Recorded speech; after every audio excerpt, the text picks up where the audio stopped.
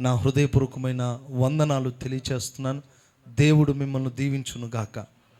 అందరికీ వందనాలండి. మీరు కూడా వందనాలని చెప్పాలి.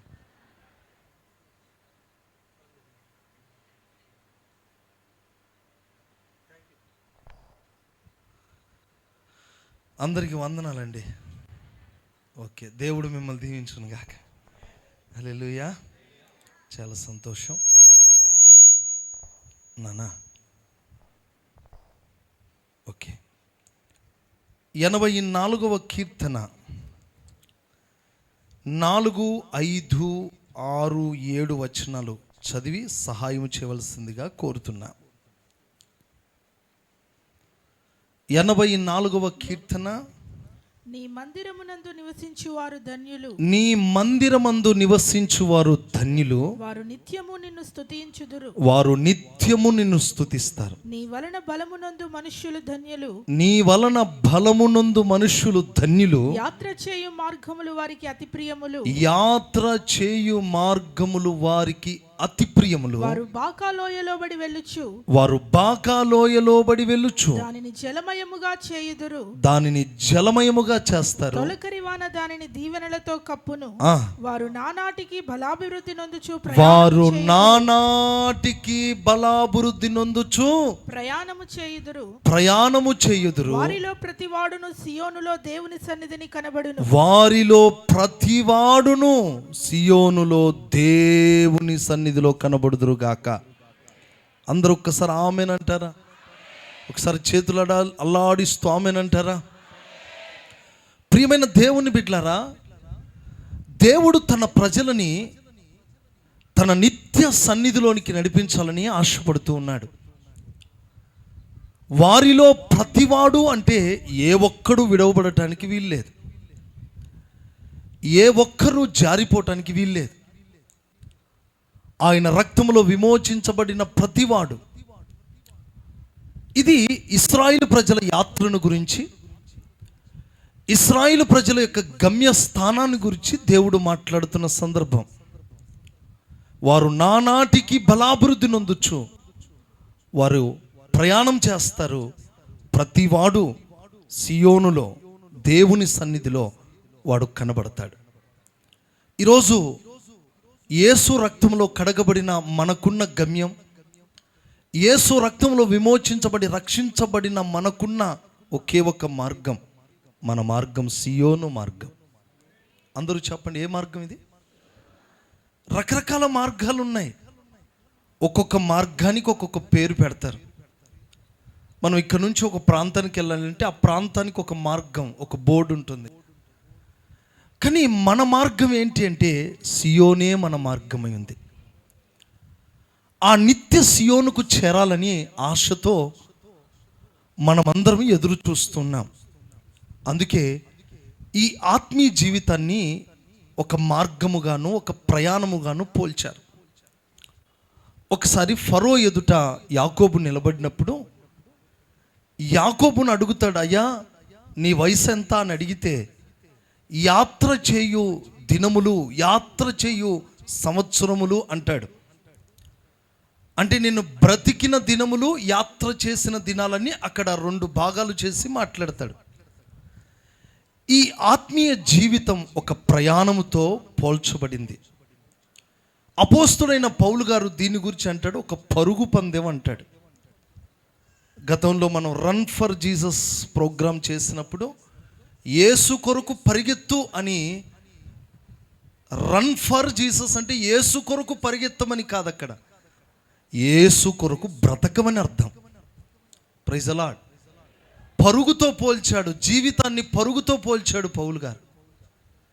అలనాడు ఇశ్రాయేలు ప్రజల యాత్ర కూడా, ఆ ప్రయాణము కూడా, వారు ఐగుప్తు నుండి కానానుకు ప్రయాణముగా వారికి ఉన్నతమైన దర్శనాన్ని ఇచ్చి ముందే దేవుడు తెలియజేశాడు.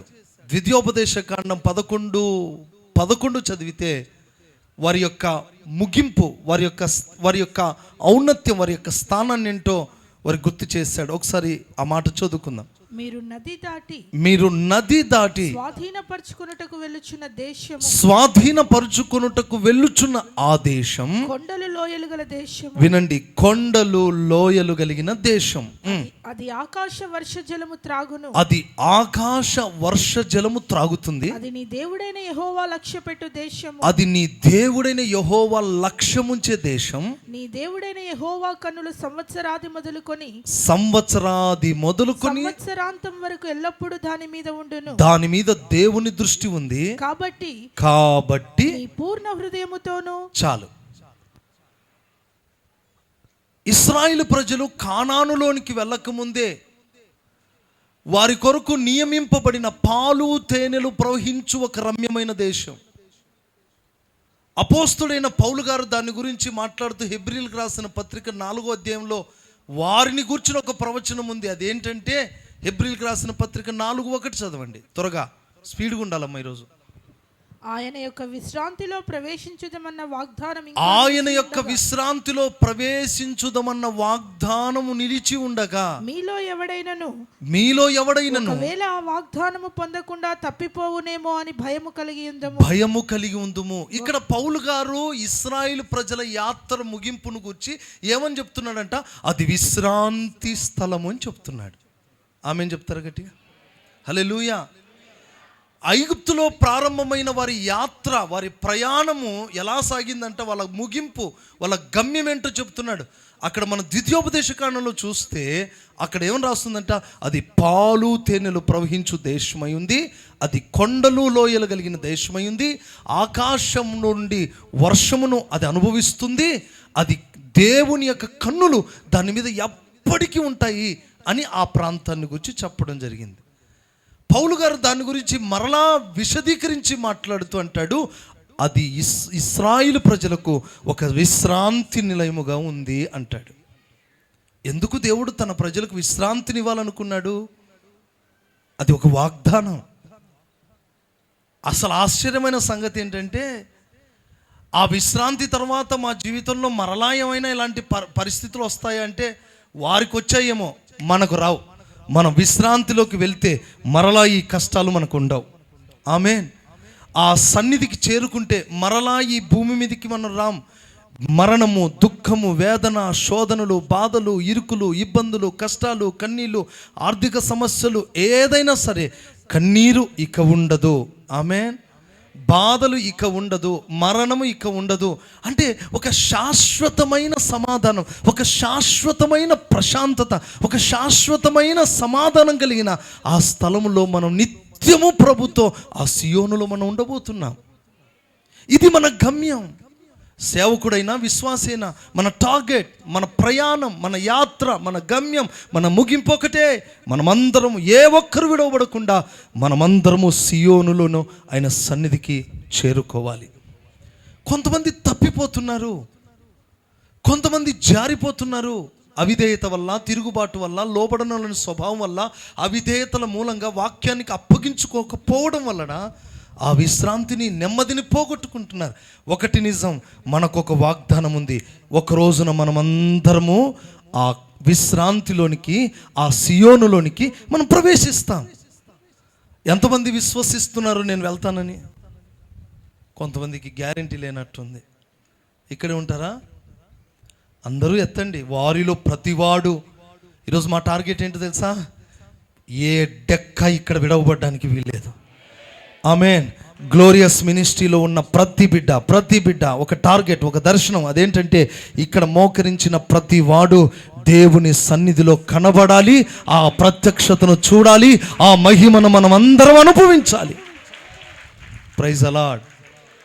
అందుకు దేవుడు ఏం చేశాడంటే ఆ విశ్రాంతిలోకి, ఆ కానానులోనికి, ఆ పాలు తేనెలు ప్రవహించు దేశంలోనికి, ఆ సియోనులోనికి మనం వెళ్ళాలంటే బైబిల్లో రాస్తుంది, యాత్ర చేయు మార్గములు మనకేమవ్వాలి?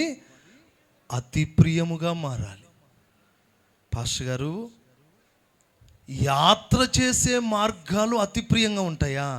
ప్రయాణం చేసేవాళ్ళు అలసిపోతారు కదా, ప్రయాణం చేసేవాడు సొమ్మసిల్లిపోతాడు కదా, ప్రయాణం చేసేవాడు అలసిపోతారు కదా. కానీ మన ప్రయాణం ఎలాంటిదంటే, ప్రయాణం చేస్తున్న కొద్దీ, అడుగులు వేస్తున్న కొద్దీ, మనం వెళ్తున్న కొద్దీ, గమ్యము దగ్గరికి వచ్చే కొద్దీ మనకు మన ప్రయాణాలన్నీ ప్రియముగా మారిపోవాలి. ఆమేన్. చాలామంది ప్రయాణాలు చేయాలంటే ఏం చేస్తారు? అలసిపోతారు. అమ్మో అంత దూరం వెళ్ళలేము అంటారు, అంత దూరం వెళ్ళలేము పోలేము అంటారు. ఒక మాట చెప్పనా, ప్రగతి నగర్ నుండి ఇక్కడికి రావడానికి కొంతమంది ప్రయాణం ఎంత కష్టమో. హల్లెలూయా. జిఎం కాలనీ విశ్వాసులు కొంతమంది పాపం నడుచుకుంటూ ఆటోలు కట్టుకుని వస్తుంటే, పక్కనున్న ప్రగతి నగరులు మాత్రం రావడానికి వారి ప్రయాణం ఇక్కడికి జస్ట్ దగ్గరే. ఈ కొంచెం రావడానికి ఇందిరానగర్ ఎంత, గౌతమ్ నగర్ ఎంత, కొంచెమే. కానీ ఈ మందిరానికి రావడానికి చాలామంది సొమ్మసిల్లిపోతారు, అలసిపోతారు. కానీ ఇశ్రాయేలు ప్రయాణంలో వాస్తవానికి వారు అలసిపోవాలి, సొమ్మసిల్లిపోవాలి. కానీ వారి ప్రయాణం అంతా అతి ప్రియముగా మారిపోవాలి. నేను అంటాను, ఈ ఆత్మీయ ప్రయాణము వాస్తవానికి అలసిపోయే పరిస్థితులు, సొమ్మసిల్లే పరిస్థితులు, ఇక నా వల్ల కాదు బాబోయ్, నేను వెళ్ళలేను, నేను సాగలేను అని నిరుత్సాహపడే ప్రయాణము కాదు. ప్రతిరోజు మన ప్రయాణం నూతనం అవ్వాలి, ప్రతిరోజు మన ప్రయాణంలో బలము రావాలి, ప్రతిరోజు మన ప్రయాణం అతి ప్రియముగా మారిపోవాలి. ఆమేన్. ఈ ప్రయాణం కష్టమైన ప్రయాణం, కానీ ప్రియముగా ఎంచుకోవాలి ఈ ప్రయాణాన్ని. ప్రైజ్ అల్లాహ్. ఓ మాట చెప్పనా, ఈ ప్రయాణంలో సాగాలంటే చాలా కష్టం. ఎందుకు తెలుసా? హైవే రోడ్ వేస్తే ఈజీగా వెళ్ళచ్చు, కానీ దేవుడు ఏం పెట్టాడు తెలుసా? ఈ ప్రయాణానికి అరణ్య మార్గం అని పేరు పెట్టాడు. చప్పట్లు కొట్టండి. ఏం పెట్టాడండి? నిర్గమకాండం 13:7 చదవండి ఒకసారి. దీనికి ఏం పేరు పెట్టాడో. నిర్గమకాండం 13:7. త్వరగా స్పీడ్గా ఉండాలి ఈరోజు. పులియని వాటిని 7 దినములు తినవలెను, పులిసినదేదియు నీ యొద్ద కనబడకూడదు, నీ ప్రాంతములన్నింటిలోనూ పొంగినదేదియు నీ యొద్ద కనబడకూడదు. మరియు ఆ దినమున నీవు నేను ఐగుప్తులో నుండి వచ్చినప్పుడు యెహోవా నాకు చేసిన దాని నిమిత్తము పొంగని రొట్టెలను తినుచున్నానని నీ కుమారునికి తెలియజెప్పవలెను. యెహోవా ధర్మశాస్త్రం నీ నోట నుండినట్లు బలమైన చేతితో యెహోవా ఐగుప్తులో నుండి నిన్ను బయటికి రప్పించినట్టుకు ఈ ఆచారము నీ చేతి మీద నీకు సూచనగాను నీ కనుల మధ్య జ్ఞాపకార్థముగా ఉండును. కాబట్టి ప్రతి సంవత్సరం ఈ కట్టడను దాని నియామక కాలమున ఆచరించవలెను. యెహోవా నీతోనూ నీ పితరులతోనూ ప్రమాణము చేసినట్లు ఆయన కానానీయుల దేశములో నుండి నిన్ను చేర్చి ఈ అరణ్యములో అనే మాట ఉంటుంది చూడండి. ఈ అరణ్య మార్గము గుండా మనం నడిపించిన ఆ మాట ఉంటుంది. 13:7 13:4 అనుకుంటాను చూడండి. తర్వాత నిర్గమకాండం 5:1 చదవండి, క్లారిటీగా ఉంటుంది. నిర్గమకాండం 5:1. తరువాత మోషే అహరోనులు వచ్చి ఫరోను చూచి, ఇశ్రాయేలీయుల దేవుడైన యెహోవా అరణ్యంలో నాకు ఉత్సవము చేయుటకు. చాలు. వారి ప్రయాణం ఎక్కడ స్టార్ట్ అయిందంట? ఎక్కడి నుంచి స్టార్ట్ అయిందంట అంటే, ఐగుప్తు నుండి బయలుదేరేటప్పుడు వారి ప్రయాణం ఎక్కడి నుంచి స్టార్ట్ అయిందంటే, హైవే కాదట, అరణ్యములో నుండి ప్రారంభించబడింది. ఇప్పుడు చెప్పండి, మన ప్రయాణం ఏ ప్రయాణం?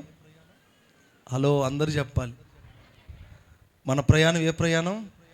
సూటిగా ఉన్న మార్గాలు కాదు, మన ప్రయాణం ఏంటంట అరణ్యములో మన ప్రయాణం. ఇప్పుడు చెప్పండి, అరణ్యం క్రమంగా ఉంటుందా? అరణ్యం మనకు సూటిగా ఉంటుందా? అరణ్యము మనకు గమ్యాన్ని చక్కగా చూపించేటువంటి మార్గంగా ఉంటుందా? ఉండదు. అరణ్యములో ఎలాగుంటుందంటే క్రమహీనంగా ఉంటుంది. అరణ్యము లోయలు ఉంటాయి, అరణ్యంలో కొండలు ఉంటాయి. అందుకే ఇశ్రాయేల్ ప్రజల చరిత్ర చదివితే వారు ఆ కొండ దిగిరి, మరలా ఆ కొండ దిగిరి, మరలా ఆ కొండ దిగిరి అంటే వీళ్ళు దిగటం ఎక్కటం. వీరందరినీ 40 ఏండ్లు అరణ్య మార్గములో దేవుడు వీరిని నడిపించాడు. ఇప్పుడు చెప్పండి, అరణ్య మార్గం అనేది లోయలు, చెప్పండి, కొండలు. ఈరోజు మీ జీవితాలకు 2 అనుభవాలు. ఒకటి లోయ అనుభవం, రెండోది కొండ అనుభవం. అందరూ చెప్పండి, లోయ అనుభవం, కొండ అనుభవం. ఈరోజు మన జీవితాల్లో ఈ 2 అనుభవాలు దాటుకుంటూ వెళ్ళాలి. కానీ దీన్ని మనం అతి ప్రియంగా ఎంచుకోవాలట. మన జీవితంలో కొన్నిసార్లు లోయలు వస్తాయి. ఆ లోయ వచ్చినప్పుడు ఎవ్వరూ కనబడరు. గాఢాంధకారపు లోయ వస్తుంది. ప్రతి వాని లైఫ్లో ఒకటి వస్తుంది ఆ లోయ. అందుకే దావీదు అంటాడు, నేను గాఢాంధకారపు లోయలో ఉన్నా నేను భయపడును అంటాడు. ఎందుకో తెలుసా? ఒకరోజు ఈ లోయలో నుండి నన్ను సమభూమిలోకి నా దేవుడు నడిపిస్తాడు. ఆమె ఈ లోయలో నుంచి పైకెత్తగలిగిన దేవుడు, నీ దయగల ఆత్మ నన్ను సమభూమిలోకి చేర్చిందని అదే దావీదు భక్తుడు అంటాడు. లోయ కొంతకాలమే, శ్రమ కొంతకాలమే. ఆ కొంతకాలం ఆ లోయలో నీకెవ్వరూ కనబడకపోవచ్చు, గాఢాంధకారం కమ్ముకోవచ్చు, కటిక చీకటి ఆవరించవచ్చు. భయపడకండి. ఆ చీకట్లో నీ పక్షమున దుడ్డు కర్రగా, ఆదరించే దండముగా నిన్ను పైకి లేవనెత్తే దేవుడు నీ పక్షమున ఉండగా నువ్వు భయపడనక్కర్లేదు. ఈ ఆత్మీయ ప్రయాణంలో లోయలుంటాయి. భయపడకండి సంగమా. నీ బ్రతుకులో ఎవ్వరూ కనబడరు. ఆదరించే వాళ్ళు కనబడరు, నిన్ను ప్రోత్సహించే వాళ్ళు కనబడరు. నువ్వు ఎలా ఉన్నావో నువ్వు తెలియదు. నీవు చూడటానికి అంతా చీకటే, నిన్నెవరూ చూడలేరు. నువ్వు చీకట్లో లోయలో ఉన్నావు. ఈరోజు చాలా కుటుంబాలు ఈరోజు బలహీనపరచబడ్డానికి కారణం కొన్ని లోయ లాంటి పరిస్థితులు వచ్చినప్పుడు వారు కృంగిపోతున్నారు. మమ్మల్ని ఎవరు పట్టించుకోలేదన్న బాధతో, మమ్మల్ని ఎవరు చూడట్లేదన్న వేదనతో వారు కుమిలిపోతున్నారు. ఇక మాకెవరు లేరని నిరుత్సాహంలో కూరుకుపోయారు. నేను అంటాను, ఈరోజు ఒక ధైర్యం కలిగిన మాట, ప్రస్తుతానికి నీవు లోయలో ఉన్నట్లే ఉన్నావు, కానీ నా దేవుడు దుడ్డు కర్రగా, దండమునుగా నా దేవుడు నీతో లోయలో కూడా సంచరిస్తున్నాడు. నిన్ను విడువని దేవుడు, నిన్ను ఎడబాయని దేవుడు, నీ చేతులు పట్టుకొని నడిపించగల దేవుడు, నీ చీకటి తెరలను తొలగించి ఉన్నత స్థితిలోనికి నడిపించగల దేవుణ్ణి మనం కలిగి ఉన్నాం. కనుక ప్రియులారా, లోయలాంటి పరిస్థితులు వచ్చినప్పుడు దయచేసి ఎవరు అధైర్యపడొద్దు. చుట్టూ చీకటి అంత కమ్ముకున్నప్పుడు మనకెవ్వరూ రారండి. మన బంధువులు రారు, సేవకులు రారు, తోబుట్టువులు రారు, స్నేహితులు రారు, ఎవ్వరు మనకు రారు. అలాంటి పరిస్థితులు గుండా వెళ్ళే మార్గమే ఏ మార్గం ఇది? అరణ్య మార్గం. అందరు చెప్పండి, ఏ మార్గం ఇది? అరణ్య మార్గం. అయ్యా, అరణ్య మార్గంలోకి తీసుకొస్తేవా? అందుకు మోషే మీద ఎన్ని సనుగులు సరిగారు. ఈ అరణ్యములో మమ్మల్ని చంపుట కోరికే తీసుకొచ్చారా? ఏమన్నారు అమ్మా? అందరు ఏమంటారు తెలుసా? ఒక్కోసారి నేను అనుకున్నాను, మమ్మల్ని రక్షణలోకి నడిపించిన పాస్టర్ గారు సేవకు తీసుకొచ్చిన 1 ఇయర్కు నేను అనుకున్నా, పోయి ఇక్కడ పడేసాడు నన్నని. స్తోత్రం. అప్పుడప్పుడు మీరు కూడా అనుకుంటారు, ఏమని తెలుసా? పోయి మమ్మల్ని ఈడబడేశారేంటి అని అనుకోరా? ఒక్కోసారి మనం అందరం, మేము సేవకులు ఎవరైతే ఒకసారి ఏమీ లేని ఎడారిలో పడేశారనుకోండి, ట్రాన్స్ఫర్ చేసి, అప్పుడు అనుకోమా నన్నే పడేశారు ఇక్కడని? అరణ్యంలో పడేశారు అనుకోరా? ఇశ్రాయేలు ప్రజలు కూడా మోషే మీద సనుగుతున్నారంట. ఐగుప్తులో సమాధులు లేవని ఇక్కడికి తీసుకొచ్చాడు ఈయన, ఈ పెద్ద మనిషి. అరణ్యంలో పడేశాడు, మమ్మల్ని ఎటు కాకుండా చేశాడు, మా మార్గం ఏంటో మాకు అర్థం కావట్లేదు. అప్పుడు మోషే అంటాడు, ఒరే బాబు, నాకే అర్థం కావట్లేదు, మీకేం చెప్తాను. స్తోత్రం కలుగును గాక. హల్లెలూయా. ఒక మాట చెప్పనా, వీళ్ళందరూ వాస్తవానికి 40 డేస్లో ప్రయాణాన్ని దేవుడు ఏం చేశాడో తెలుసా? చుట్టూ తిప్పాడట. మొత్తం ఏం చేశాడంట? వాస్తవానికి మనం 10 సంవత్సరాల్లో పరిపూర్ణం అవుతాం, ఒక 2-3 ఏళ్లలోనే పరిపూర్ణం కావచ్చు. కానీ దేవుడు అలా చేయడు. మనం ఎక్కడెక్కడ చుట్టూ తిరగాలో, ఏవేవి అనుభవించాలో, మన ద్వారా ఏ కార్యాలు జరగాలో అవన్నీ జరిగిన తర్వాతే లాస్ట్కు మనల్ని పరిపూర్ణం చేసేస్తాడు.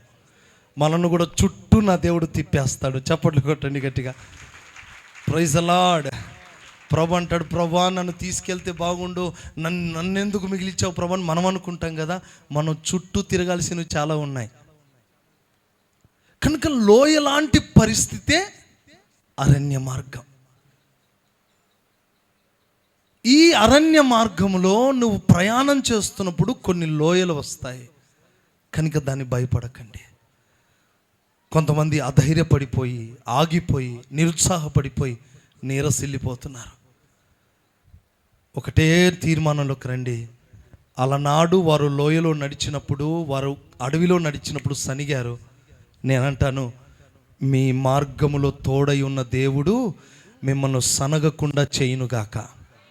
మీ పక్షమున తోడై ఉన్న దేవుడు మీ నోటికి సనుగుడు రాకుండా దేవుడు చేయునుగాక. వారు తెలియక విశ్వాసం లేని వారుగా ప్రవర్తించారు.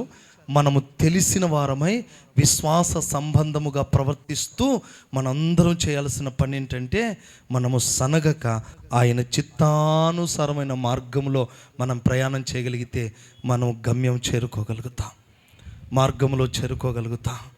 ఈ అరణ్య మార్గం ఎలాంటిదో తెలుసా? ఈ అరణ్య మార్గంలో వెళ్తున్నప్పుడట దేవుడు మన హృదయంలో ఏముందో ఏమో పరీక్షించడానికి దేవుడు చుట్టూ తిప్పుతాడట. చెప్పండి, ఈ అరణ్య మార్గం ఏంటి అంటే పరీక్షల మార్గం. హల్లెలూయా. ఇది ఏ మార్గం అండి? ప్రతి క్షణం మనం పరీక్షించబడతాం, పరిశోధించబడతాం. బైబిల్లో రాస్తుంది, ఆయన నీతిమంతుల్ని ఏం చేస్తాడట? పరిశోధిస్తాడు, పుటం వేస్తాడు. దేవుడు కొన్నిసార్లు మనల్ని కొన్ని స్థానాల్లో ఆపుతాడు, నిలుపుతాడు. వాళ్ళ మనస్సులో ఏముందో, వాళ్ళ హృదయంలో ఏముందో అని మన మనస్తత్వాన్ని ఏం చేస్తాడంటే టెస్ట్ చేస్తాడు. అప్పుడు మనం ఏం చేస్తాం తెలుసా? మన సహజ స్వభావాన్ని పక్కన పెట్టి మనలో ఉన్న క్రూరత్వాన్ని బయట పెడతాం. మనల్ని రేపుతాడు. మనలో ఉన్న ఆ దైవిక స్వభావాలన్నీ మనం చంపుకొని లోక సంబంధమైన స్వభావాలన్నీ తీసుకొస్తాం. అక్కడ దేవుడు మనల్ని పరీక్షించినప్పుడు ఆ పరీక్షలో మనం ఫెయిల్ అయిపోతాం. ఇంకో మాట చెప్పనా? ఇక్కడున్న ప్రతి వాళ్ళు రావాలని నేను ఆశపడుతున్నాను, కానీ ఇందులో ఎంతమంది పరీక్షించబడతారో. ప్రతి వారి జీవితంలో ఒక పరీక్ష ఉంటుంది. వీళ్ళు నిలబడతారా లేదా? నేను చాలాసార్లు మా దగ్గర ఉన్న సేవకులను, పిల్లలను పరీక్షిస్తాను. మా తమ్ముడిని పరీక్షించాను. ఉన్నాడా తమ్ముడు? లేడా? దిలీప్ ఎక్కడా? లేడా? రా దిలీప్ అట్లా. అంటే మామూలుగా అట్లా మామూలుగా మంచోడే తమ్ముడు, చాలా నమ్మకస్తుడు. ఈ తమ్ముడు ఉన్నాడు, చాలా నమ్మకస్తుడు. ఈ మధ్యలో సేవకు వచ్చాడు. 1 year అయింది కదా బాబు వచ్చి? 1 year అయిపోయిందా? చాలా నమ్మకస్తుడు ఈ పిల్లోడు. అయితే నేను ఈ పిల్లోడిని అంటే ఎగ్జాంపుల్ చెప్తున్నాను, ఏం ఫీల్ కాకు. బాబు నువ్వు ఊరికి పోయి 2 రోజులు రారా అన్నాను అనుకో, నువ్వు ఎన్ని రోజులకు రావాలరా అమ్మా? ఎన్ని రోజులకు రావాలి? 2 రోజులకు కాదు, 1.5 రోజుకే రావాలి. స్తోత్రం కలుగును గాక. ఇప్పుడు సపోజ్ ఇది 500 రూపాయలు. ఈ 500 రూపాయలు ఈయన నాకు 200 అడిగాడు. ఎంత అడిగాడు? ఈ 500 అన్న నాకు 200 కావాలని. లేదన్న 500 తీసుకోరా, ఖర్చులు ఉంటాయి నీకు, చెయ్యి. ఇదేం రాసుకున్నట్టున్నావు? నీ పేరు రాసుకున్నావు, పరలోకంలో రాయబడాలి రా. చూద్దాం ఒక్క నిమిషం. నేనేమని చెప్పనులే, పబ్లిసిటీ చేయనులే, చూస్తా. దీనిల మీద కదా రాయాల్సింది. పట్టుకో, కానుక పట్టుకో. ఎంత నీకు? చెప్పులు కొనాలంటే ఎంత? 300 అయితే. అంటే నువ్వే డిక్లేర్ చేసావు 300 అని. చెప్పులు ఎంత? పారగాన్ చెప్పులు చెప్పు, మామూలు చెప్పులు కాదు. 110 రూపీస్. నా కాలంలో, నేను సేవకు వచ్చిన కాలంలో 30 రూపాయలు పారగాన్ చెప్పులు. బ్రదర్ ఆర్డినేషన్ అంటే పాస్టర్ ఆర్డినేషన్ అయ్యేంత వరకు నేను పారగాన్ చెప్పులు వాడానండి. మంచి నమ్మకంగా చెప్తున్నా. నాకు పాస్టర్ ఆర్డినేషన్ కావడానికి 8 సంవత్సరాలు టైం పట్టింది. ఈ 8 ఏళ్లలో నేను ఏం వాడాను? ఏం తెలుసా? పారగాన్ ఎంతమందికి తెలుసు? పేదోళ్ళ చెప్పులండి అవి. ఆమేన్, హల్లెలూయా. అంటే పేదోళ్ళ చెప్పులు కూడా ఉంటాయి. అవును, పేదోళ్ళ చెప్పులు అవి. సింపుల్గా చాలా చీపుగా దొరుకుతాయి, కానీ ఎన్ని ముళ్ళ కంపులనైనా పోతుంది అది. అన్నిటికీ వాడచ్చు. వాష్రూమ్కి వాడచ్చు, ప్రయాణానికి వాడచ్చు, అన్నిటికీ వాడచ్చు. సరే, దాని గురించి సబ్జెక్ట్ మనకెందుకులే. కానీ పారగాన్ దాని పబ్లిసిటీ నేను చేయట్లేదు. కానీ ఇప్పుడు ఇతనికి ఎంత ఇచ్చాను? ఇతనికి ఎంత ఖర్చు? 300. ఇప్పుడు తను ఏం చేయాలి? నాకు 200 ఇవ్వాలా వద్దా? వద్దా? దాచిపెట్టుకో. Praise the lord. అంటే అర్థం ఏంటంటే, ఇతడు ఇస్తాడో ఇవ్వడో అని అక్కకు అయ్యకున్న తేడా అదే. అయ్యేమో మన అయ్యగారు, మన ఆత్మీయ తండ్రి గారేమో ఇచ్చి శోధిస్తాడు, అక్క అడిగి శోధిస్తుంది. హల్లెలూయా. అదేంటో కానీ అది ఏమో తెలియదు. దేవుడు సేవకులకు తగిన కృపను, జ్ఞానం ఇస్తాడు. మేము కూరగాయల మార్కెట్కు డబ్బులు ఇచ్చేది అక్క. ఇప్పుడున్న శ్రీకాంత్ వీళ్ళకి మిగులుతాయి కదా, కొంచెం మిగిలితే అక్కకి ఇస్తారు. కానీ మా కాలంలో ఏంటో అదేమో తెలియదు కానీ అన్నీ మిగలంగా 15 రూపాయలు మిగిలితే మాకు ఆశ ఏంటో తెలుసా, అప్పుడు ఇంత ఫెసిలిటీస్ లేవు, స్విగ్గీలు ఇవన్నీ లేవు.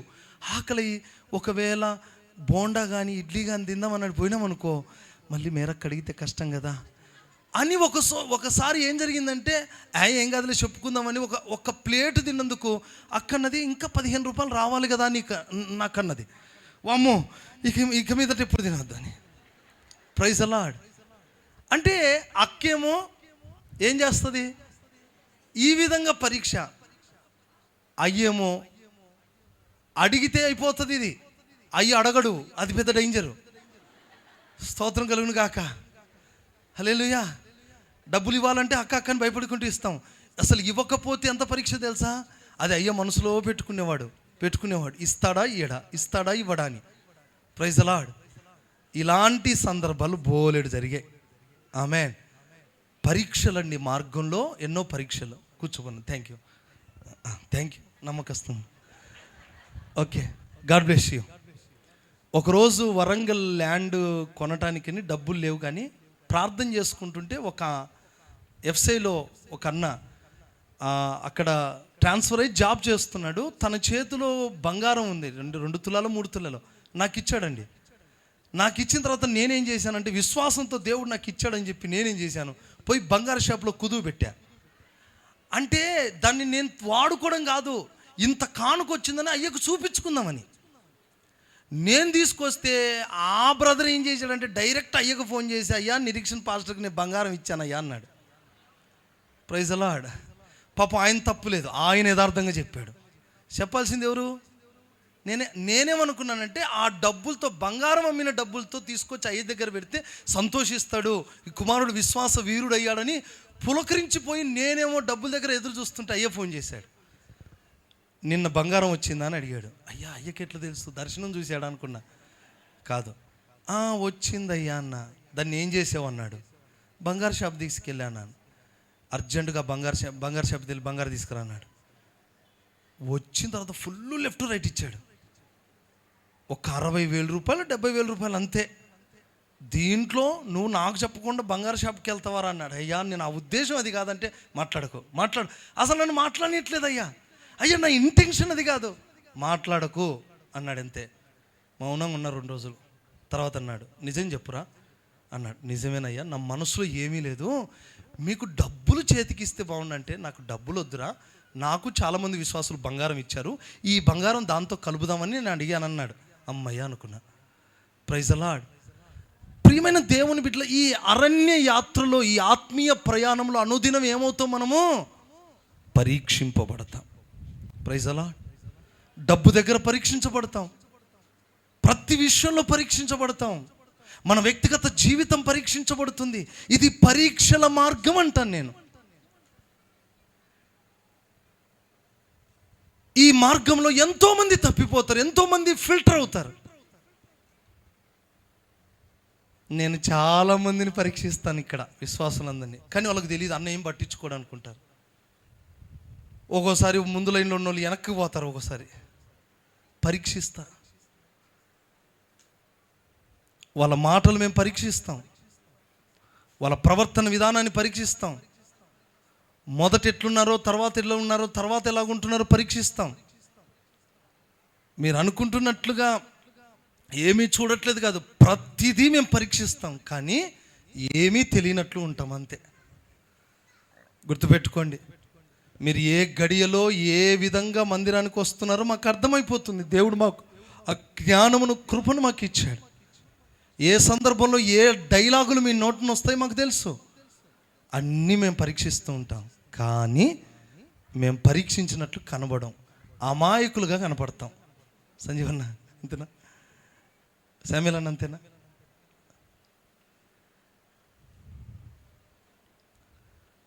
సందీప్ అన్న అంతేనా? ప్రతి పరీక్ష పరీక్షల మార్గం ఇది. అందుకే మనము ఈ మార్గంలో వెళ్తున్నప్పుడు ఎన్నో పరీక్షలు పెడతాడు. ఆ పరీక్షలో ఫెయిల్ అయిన వాళ్ళు ఉన్నారు. అబ్రహామును దేవుడు పరీక్షించలేదా? ఏమని చెప్పాడు? నీ ఒక్కగానొక్క కుమారుని చెప్పండి బలిపీఠం మీద పెట్టమని అడిగాడు. ప్రభా లేక ఒక్కనిచ్చావు. ఆ విషయం శారమ్మకు చెప్తే శారమ్మ ఎన్ని తిట్టేది, ఈ ముసలోనికి లేనిపోని అన్ని సమర్పణలు వస్తాయి. కొంతమంది అంతే తల్లులు, అమ్మ అయ్యగారికి 50,000 కానుక ఇస్తానని తీర్మానం చేసుకున్నా. అంటే నీకేం వచ్చింది, ఇంట్లో పిల్లగాళ్ళు చదువులు ఉన్నాయి కదా, వాళ్ళ చదువులు పక్కన పెట్టి నీరిక్షన్ పాస్టర్ గారు మందిరం కడతంటే మందిరానికి ఇస్తావా, ఆయనకేం తక్కువ, ఇటు జోబి అటు జోబి నిండుతుంది కదా అని అనే వాళ్ళు కూడా ఉన్నారు. లేరా? ప్రైజ్ అలాడ్ లేరమ్మా? శారమ్మ ఒకవేళ అలా అంటుందేమో, లేక ఒకవేళ పిల్లవాడిని ఇస్తే నువ్వు పోయి బలిపీఠం మీద పెడతావా అని అడ్డగిస్తుందేమో. అందుకే అబ్రహాం ఏం చేశాడు? శారమ్మకు చెప్పాడా? చెప్పలేదు. శారమ్మకు చెప్పలేదు, కానీ బలిపీఠం దగ్గర తీసుకొచ్చి బలర్పించడానికి ఇష్టపడ్డాడు. ఇందు మూలముగా నాకు భయపడు వాడవని ఇప్పుడు అర్థమైంది. ఎప్పుడు అంటే నా పరిశోధనలను జయించిన తర్వాత, నీ కలిగిన దాన్ని ప్రభుకు సమర్పించిన తర్వాత, నీ శోధనలో నీకు ఇచ్చే పరీక్షలో నువ్వు గెలిచావు. నేనంటాను ఈ అరణ్య మార్గం ఏ మార్గం అంటే అది పరీక్షింపబడే మార్గం. ఆమేన్, హల్లెలూయా. ఈ మార్గము లోయలు కలిగిన మార్గం, ఈ మార్గం పరీక్షల మార్గం.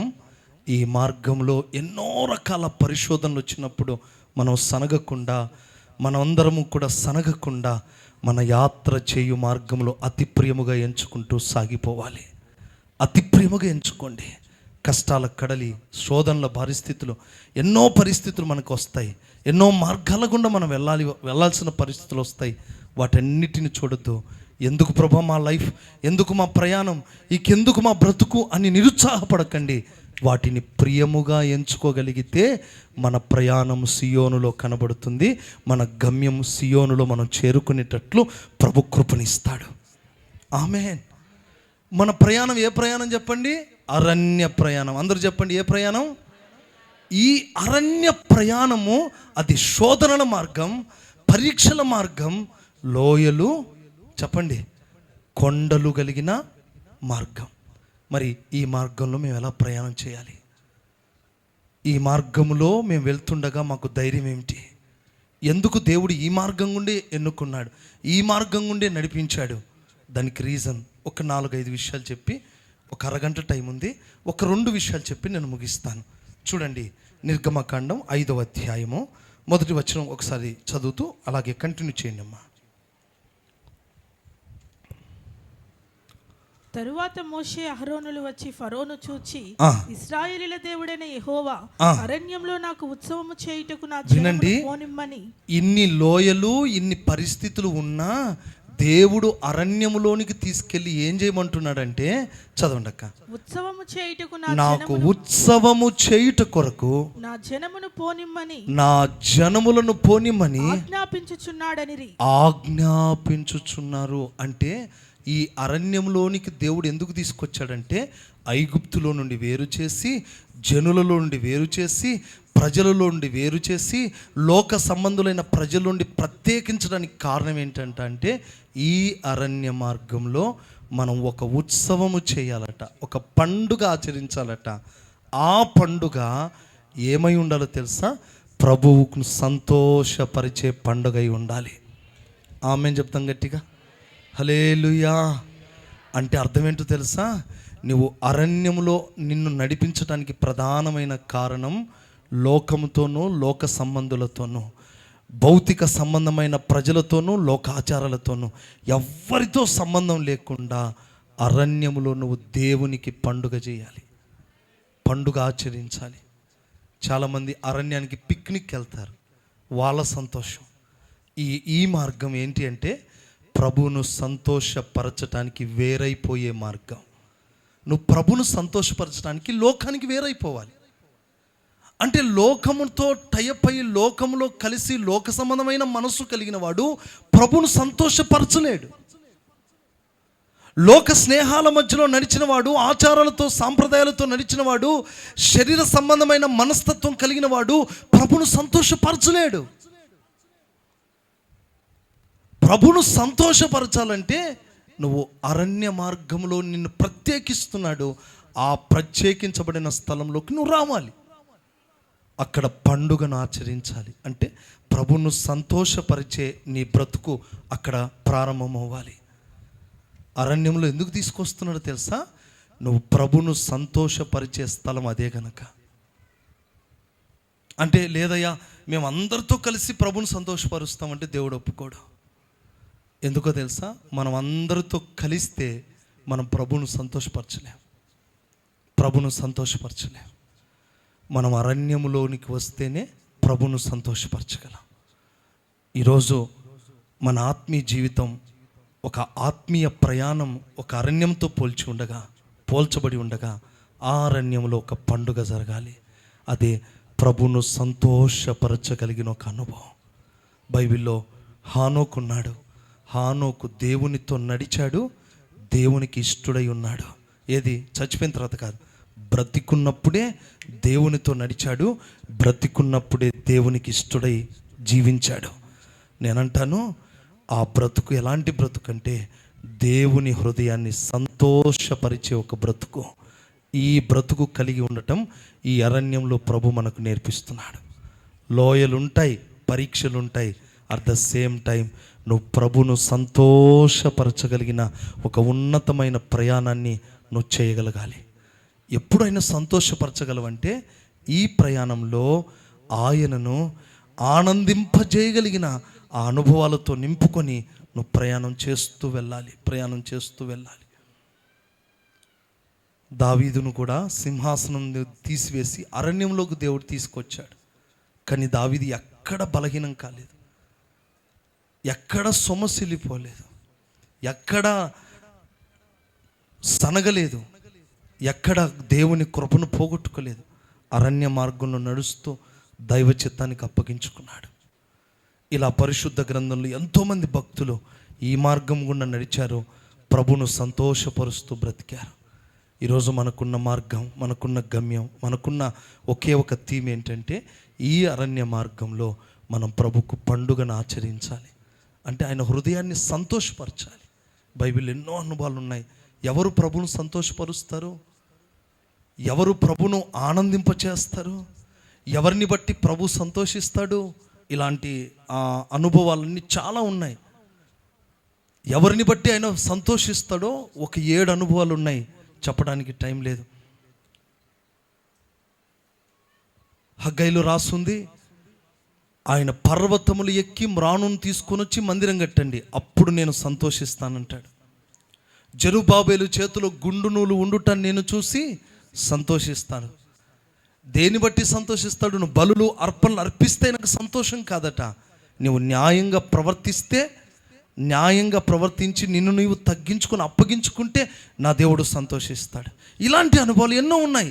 కానీ ఒకటే, అరణ్యములో దేవుణ్ణి మాత్రమే సంతోషపరచాలి. ఒకవేళ నువ్వు అరణ్యానికి రాకపోతే నువ్వు ఎవరిని సంతోషపరుస్తావు తెలుసా? నీ దగ్గర డబ్బు ఉంటుంది, బలం ఉంటుంది కనుక మనుషులను సంతోషపరుస్తావు. కానీ పౌలు గారు అంటారు, నేను మనుష్యులను సంతోషపరచగోరిన ఎడల దైవజనుని కాకపోదును. నేనంటాను, మనుషులను సంతోషపరిచే వారంగా ఎప్పుడు ఉండొద్దు. నిన్ను బట్టి దేవుడు సంతోషపడే ఒక ఉన్నతమైన అనుభవంలోకి నువ్వు రావాలి. Praise the lord. నా విషయంలో దేవుడు ఆనందించగలగాలి. అలా ఆనందించాలంటే నేను జనులలో నుండి ప్రత్యేకించబడాలి. అందుకే అంటాడు, అరణ్యంలోనికి రండి. అక్కడికి తీసుకొచ్చిన తర్వాత దేవుడు ఏం చేస్తున్నాడంటే పండుగ చేయండి అంటున్నాడు, నన్ను సంతోషపరచండి. ఆ సంతోషపరిచే క్రమంలో 2 అనుభవం చూడండి. నిర్గమకాండం 7:16 చదువుతారా? అతన్ని చూచి అరణ్యమందు నన్ను సేవించుటకై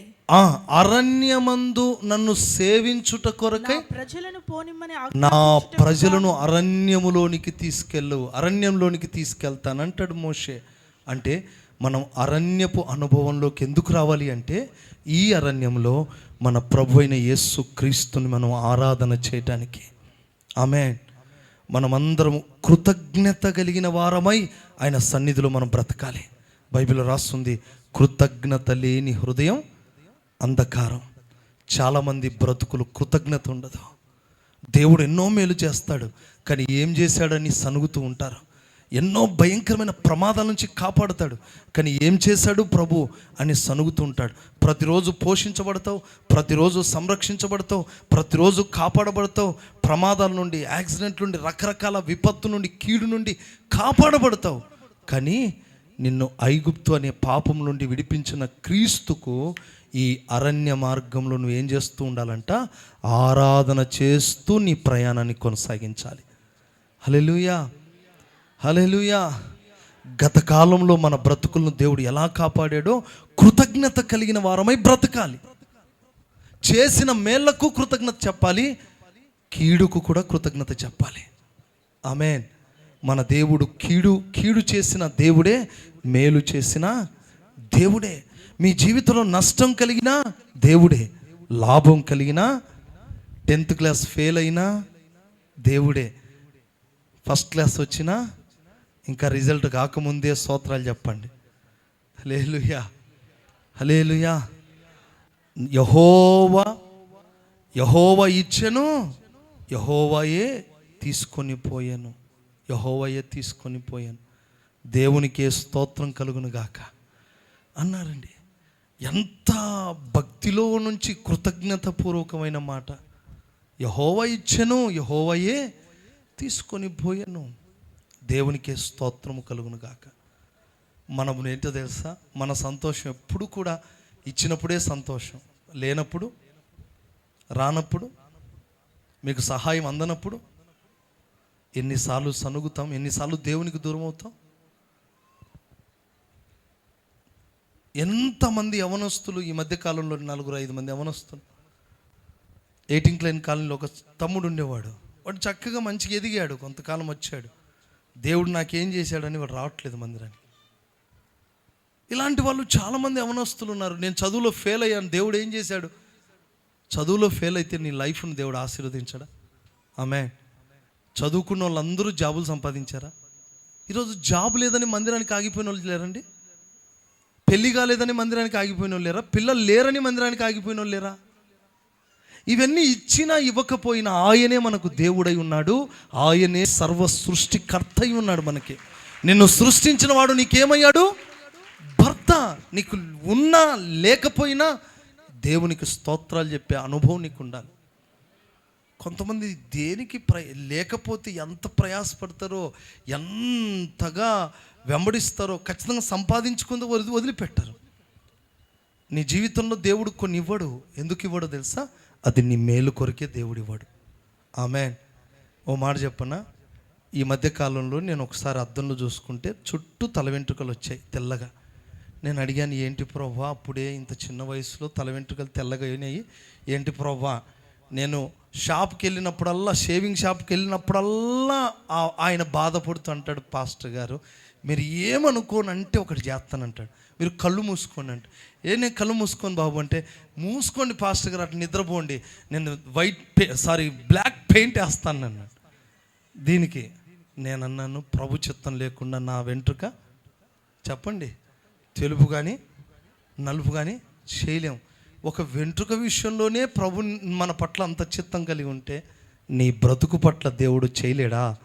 ఆకాశ ద్వారాలు తెరవగలడు అవసరమైతే. ఆమేన్. సముద్రాన్ని చీల్చగలడు అవసరమైతే. దేవుని చిత్తమైతే సముద్రాన్ని పాయలుగా చేస్తాడు, యోర్దాను చీలుస్తాడు, సముద్రాన్ని చీలుస్తాడు, నీ కొరకు ఏదైనా చేస్తాడు. ఒకవేళ చెయ్యలేదు అన్నా ఆయన చిత్తాన్ని బట్టి ప్రభును స్తుతించాలి. హల్లెలూయా. కొంతమంది భౌతిక సంబంధమైన వస్తువుల కొరకు ఆత్మ సంబంధమైన వాటిని పోగొట్టుకుంటారు. అదే కదా, ఒక పూట కూటి కొరకు ఏం పోగొట్టుకున్నాడు? నాకు విచిత్రం అనిపిస్తుంది. ఆ ఎర్రెర్రని కూర, ఎంతమందికి శోధనలో స్తోత్రం, ఆ ఎర్రెర్ర కూర, ఆయన కూడా తక్కువడేం కదా, యాకోబు మస్తు టాలెంట్. ఆస్కార్ అవార్డు ఎప్పుడు ఇవ్వాలి, ఇట్లా ఎగిరేస్తున్నాడు. కొంతమంది అంతే ఇట్లా ఎగిరేస్తూ ఉంటారు, ఆశపడేటట్టు చేస్తారు, శోధిస్తారు. కానీ ఒక్క పూట ఆగి ఉంటే జ్యేష్ఠత్వం కాపు. ఒక్క పూట కూటి కొరకు ఏం పోగొట్టుకున్నాడు? జ్యేష్ఠత్వాన్ని. నేను అంటాను, ఒక్క పూట బిజినెస్ కొరకు ఏం పోగొట్టుకుంటున్నావు? ఆరాధన పోగొట్టుకుంటున్నావా? ఒక పూట మస్టర్ కొరకు మస్టర్కి ఎంత? 5,000 ఒక మస్టర్కి 5,000 రూపాయల శాలరీ కొరకు, ఒక మస్టర్ కొరకు జీవమగల దేవుని సన్నిధిని పోగొట్టుకుంటున్నావా? అంటే అమ్ముకున్నట్టే జ్యేష్ఠత్వాన్ని, స్వాస్థ్యాన్ని పోగొట్టుకుంటున్నట్టే. ఒక పూట సన్నిధి కొరకు చాలామంది ఎన్నో రకాలుగా పోగొట్టుకుంటున్నారు.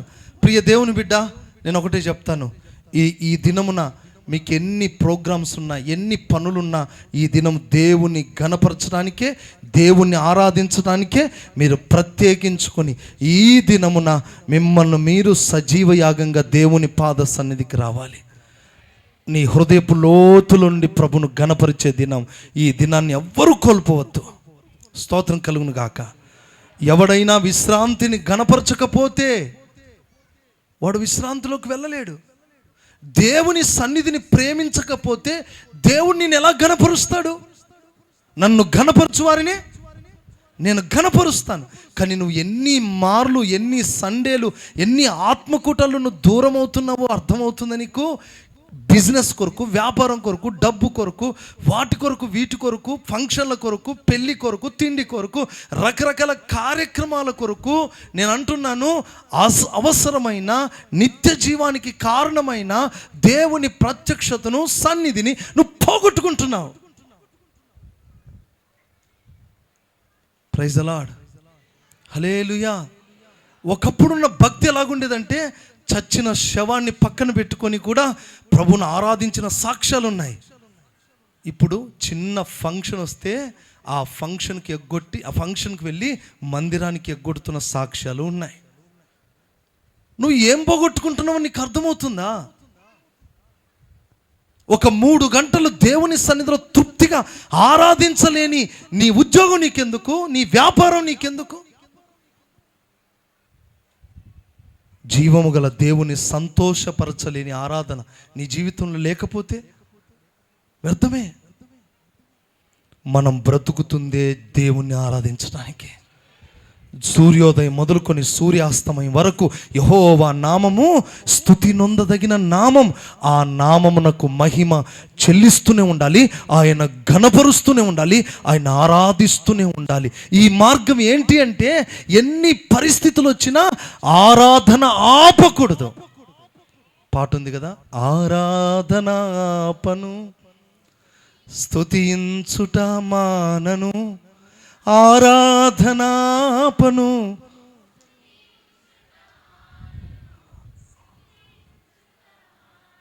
అదే మానతున్నా, చాలా మంది మానిపోయారు. అందరూ పాడండి, ఆరాధన యేసుకే, ఆరాధన యేసుకే. అంతే, అయిపోయింది. వచ్చింది, నాకు వచ్చింది ఇదే, మీకు వచ్చేది ఇదే, సరిపోయాం మనందరం. స్తోత్రం కలుగును గాక. స్తుతించుట మానను,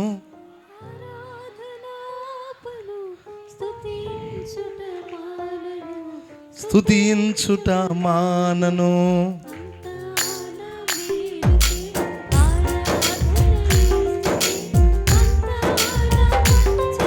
తన చిత్తమునకు తల వంచితే, తన చిత్తమునకు ఆరాధన, స్తుతించుట ఆరాధన, స్తుతించుట. ఆమె. ఎన్ని ఆదివారాలు ఎగ్గొట్టావు తల్లి? తమ్ముడు, ఎన్ని ఆదివారాలు ఎగ్గొట్టావు? ఎన్ని శనివారపు కూటాలు పోగొట్టుకున్నావు? ఎన్ని బైబిల్ స్టడీలు పోగొట్టుకున్నావు? నిజంగా చెప్పండి, ఆరాధన టైంకి ఎంతమంది వచ్చారు ఈరోజు? నాకు లైవ్ లేదు చెప్పండి ఈరోజు. ఖచ్చితంగా యథార్థంగా ఆరాధన టైంకి వచ్చిన వాళ్ళు అమ్మా కొంతమందే. మీకు అందరికీ కలెక్టర్ జాబ్ ఉంది, అందుకే రాలేదా? పెద్ద పెద్ద ఆఫీసర్లు అయితే ఎన్ని గంటలకు ఆరాధన? కాదు, కొంతమందికి 11. కొంతమంది తినేసి వస్తున్నారు, మీరు ధన్యులు. అంతే. ఎంతమంది తినొచ్చింటారు చెప్పండి? కళ్ళు మూసుకుంటానులే, నేను చూడంలే. Praise the lord. చాలామంది తిని వస్తున్నారు. అబ్బో, ఎలా తినబుద్ధి అవుతుంది? చచ్చిపోయినా పర్లేదు. ఈరోజు ఆదివారం తినడం ఏంటి? కొంతమంది ఆదివారం తినడానికి శనివారమే దాచిపెట్టుకుంటారు. పొద్దున ఎట్లుంటుందో ఏమో. చి ఇలాంటి వాళ్ళు పరలోకం పోరు. నేను చెప్తున్నా, మీరేమన్నా అనుకోండి. ఆదివారం దేవుని సన్నిధిలో ఉపవాసం ఉండి ఆరాధన చేయలేని బ్రతుకెందుకు? స్తోత్రం కలుగును గాక. హల్లెలూయా, హల్లెలూయా. నినివే పట్టణానికి వెళ్ళండి, పశువులు కూడా ఉపవాసం ఉన్నాయంట. చప్పట కొట్టుకట్టి అక్కడికి వెళ్తే వార్త వినగానే పశువులు ఏం చేస్తున్నాయి? ఉపవాసాలు ఉన్నాయి. మనం ఉండకూడదా? అంత చచ్చిపోయే స్థితికి వచ్చామా? నేనంటాను, ఆదివారం తిని వచ్చిన వాళ్ళ జీవితాలు ఎలాంటివంటే అది దరిద్రం అండి. అలాంటి వాళ్ళు మారు మనసు పొందుదురుగాక. వాళ్ళు ఎవరైనా సరే, మీరు ఏమనుకున్నా పర్వాలేదు, నేను ఉన్నది ఉన్నట్లు చెప్తాను. ఇక్కడొకటి ఉండదు, అంతా ఫ్రీ ఫ్లోటింగే. తర్వాత మీరు ఏమనుకున్నా పర్వాలేదు, నేను చెప్పాల్సింది చెప్పా. ఆదివారం తిని వస్తే దరిద్రం వస్తుంది, జాగ్రత్త. ఉపవాసంతో సన్నిధికి రండి. చప్పట్లు కొడుతూ ప్రభువుని కనపరచు. హల్లెలూయా. ఈ అరణ్య మార్గం ఎలాంటిదంటే ప్రభును సంతోషపరచడం మాత్రమే కాదు, ప్రభును సేవిస్తూ బ్రతకాలి. అది కష్టమైన, నష్టమైన, వ్యాధులైన, శోధనలైన, ఉపద్రవాలైన, అది ఏదైనా పర్వాలేదు, ఆరాధన చేస్తూ మనం సాగిపోతూ ఉండాలి. ఇది మన జీవితంలో ఈ అరణ్య అనుభవాలలో మనం నేర్చుకోవాలి. అట్టి కృపతో దేవుడు మనం నింపునుగాక. చివరిగా ఒక మాట చెప్పి నేను ముగించేస్తున్నాను. Praise the Lord. హోషియా గ్రంథం 2వ అధ్యాయము 14వ వచనం చూస్తారా?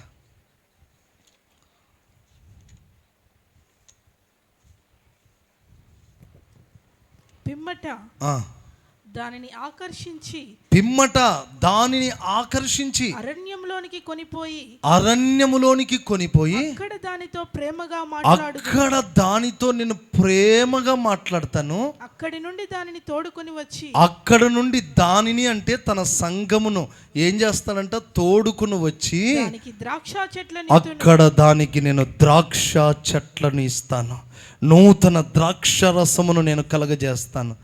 ఏం చేస్తాడంటే అక్కడ అరణ్యంలోకి తీసుకొచ్చి, చెప్పండి, అరణ్యములో మనను ప్రేమిస్తాడట.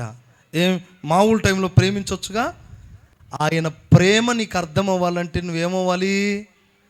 అరణ్యములోనికి రావాలి. చప్పట్లు కొడుతూ స్తోత్రాలు చెప్తాం గట్టిగా. హల్లెలూయా. కొన్నిసార్లు ప్రభు యొక్క ప్రేమ మనకు అర్థం కాదు.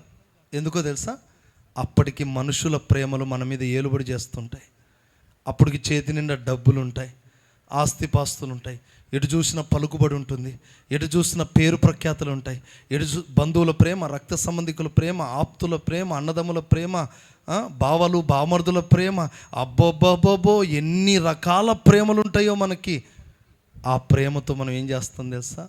మా అక్క, మా బావ, మా అన్న, మా వదిన, మా చెల్లి, మా బావ అనుకుని ఎన్ని రకాలుగా మనం మురిసిపోతూ ఉంటామో, వీళ్ళందరినీ దేవుడు ఏం చేస్తాడో తెలుసా?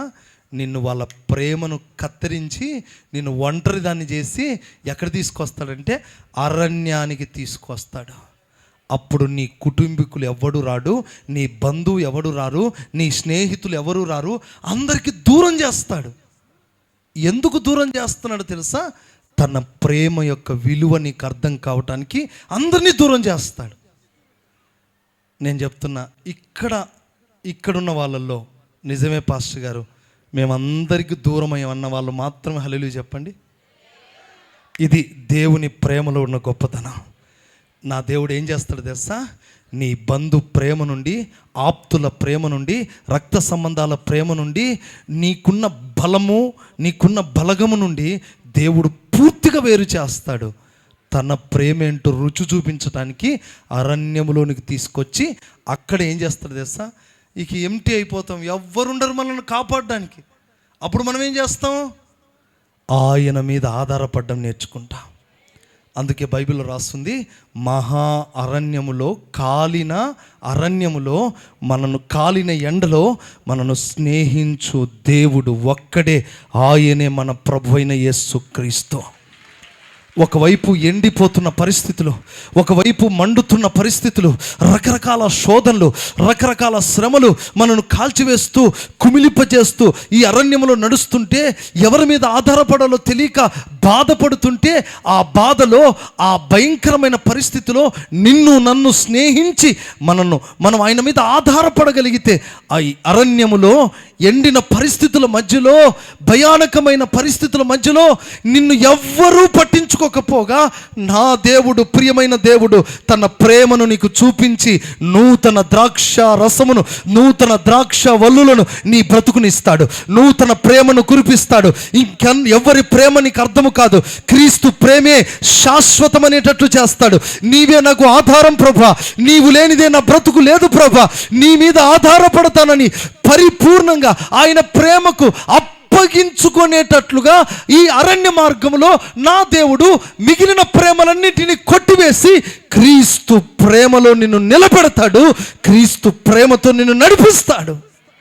ఈ అరణ్యములో నీ బంధువుల ప్రేమను తీసివేస్తాడు, అందరినీ దూరం చేస్తాడు. నీ అనుకున్న వాళ్ళు ఎవ్వరూ నీ దగ్గరికి రారు. ఇది రాసి పెట్టుకోండి. నువ్వు అనుకున్న వాళ్ళు ఎవ్వరూ నిన్ను ఆదుకోరు. నువ్వు అనుకున్న స్నేహితులు నిన్ను ఆదుకోరు. నీ బంధువు నిన్ను ఆదుకోడు. నీ పక్కనున్న ఇంటివారు ఆదుకోరు. నీ స్నేహితులు ఆదుకోరు. చివరికి మీ సేవకులు కూడా మిమ్మల్ని ఆదుకోనని పరిస్థితి వస్తుంది. అది ఎందుకు తెలుసా? ఈ అరణ్యములో నిన్ను ఒంటరిగా చేసి తన ప్రేమ ఏంటో చూపిస్తాడు. అప్పుడు నీకు నూతన సంతోషం, నూతన అనుబంధం ఆయనతో. ఓ స్తోత్రం కలుగును గాక. హల్లెలూయా, హల్లెలూయా, హల్లెలూయా. దైవజనులు ఎంత చక్కగా రాశారు. అరణ్య ఏమన్నాడు అక్కడ? నాకు మేలాయను. స్తోత్రం కలుగును గాక.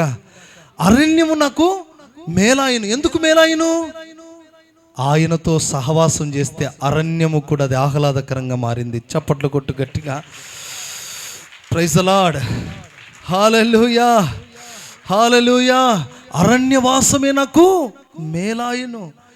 ఎందుకు దేవుడు దూరం చేస్తాడు తెలుసా? క్రీస్తు ప్రేమేంటో మనకు చూపించడానికి. అందుకే ప్రియులారా, మీరు అనుకుంటున్నట్టు ఎవరికి రారండి. చివరికి గమ్యం వరకు వచ్చేది ఒక్కరే, ఆయనే యేసు. ఆయనే నీ సేవకు యేసు ఒక్కడే, నీ బ్రతుకుకు యేసు ఒక్కడే, నీ పిలుపుకు యేసు ఒక్కడే.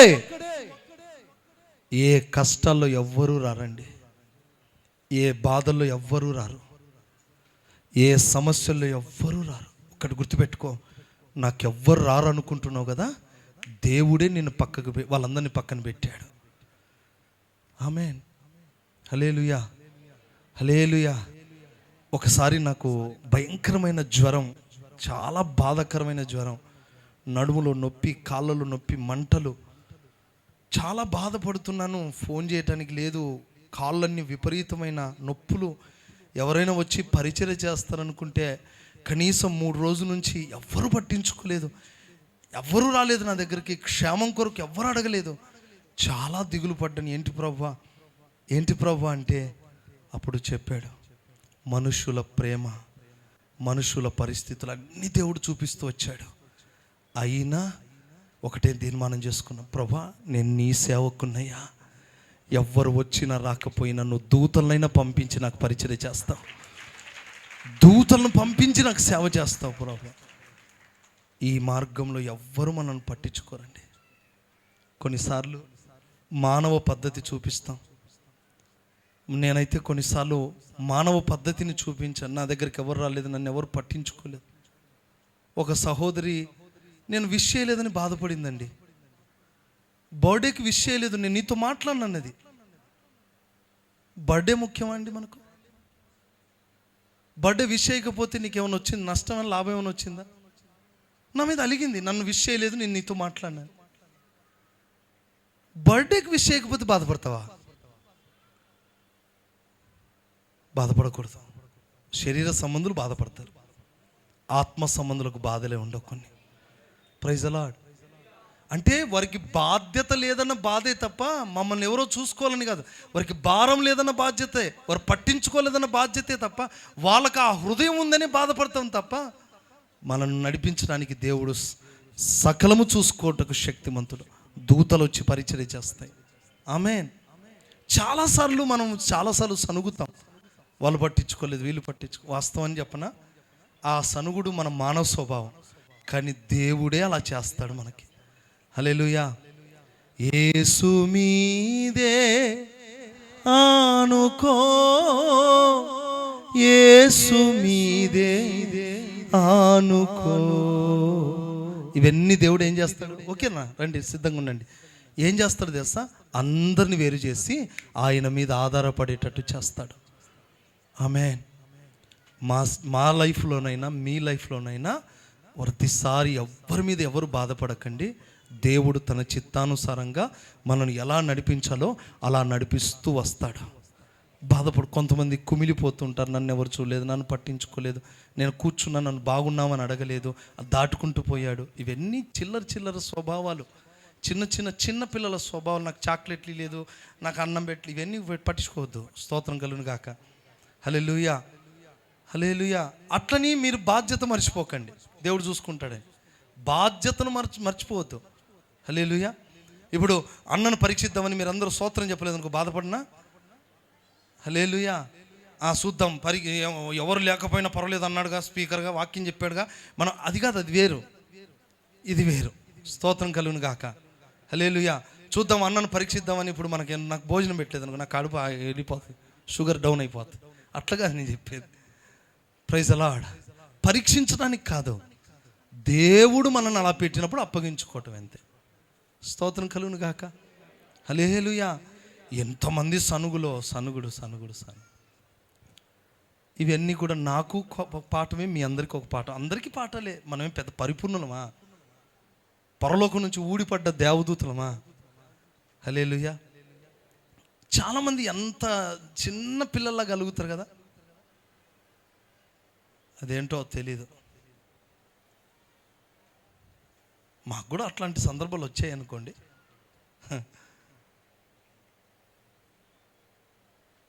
అలాంటి పరిస్థితులు వస్తాయి, ఎవరి స్టేజీలోనే వస్తాయి. కానీ ఇవన్నీ అరణ్య యాత్ర. చప్పట్లు కొట్టండి. ఆమేన్. ఇవన్నీ ఏ యాత్ర? ఇవన్నీ అరణ్య యాత్రే. మేము ఒంటరి అయిపోయాం. ఒంటరి అవ్వడమే దేవుని చిత్తం అనుకో. ఆ ఒంటరిలో కూడా నిన్ను స్నేహించే దేవుడు ఉన్నాడు నీ పక్కన. ఎందుకు భయపడతావు? ఎందుకు బాధపడతావు? ధైర్యంగా ఉండండి. నీతో నిన్ను స్నేహించే అరణ్యములో, మహా అరణ్యములో, ఎండిన చోట నిన్ను కాపాడుటకు, నిన్ను నడిపించుటకు, ఎత్తుకొని నడిపించే ప్రేమగల దేవుడు నీ పక్కన ఉన్నాడు కదా. ఈ అరణ్య మార్గంలో నిన్ను స్నేహించేది ఆయన ఒక్కడే. చాలాసార్లు కుమిలిపోతాం మనం. ఎందుకు ప్రభా ఈ బ్రతుకు, ఎందుకు ప్రభా ఈ పరిచర్య, ఎందుకు ఈ ప్రభా ఈ సమర్పణ, ఎందుకు ప్రభా? ఏ స్థితికైనా మన దేవుడు చంకని ఎత్తి పట్టుకునేది మనల్ని ఆదరించగలిగిన దేవుడు. ఆమేన్.